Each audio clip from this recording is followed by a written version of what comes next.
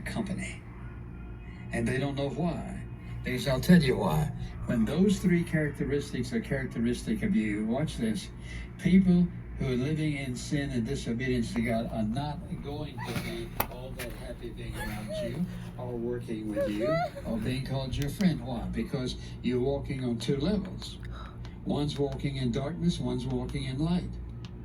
And the problem Noah had was he was walking in light, obeying the living God, and all of a sudden God said, here's what I want you to do. So I want us to think for just a moment about what went on. Commentary. Oh. Nademanda na ako ng...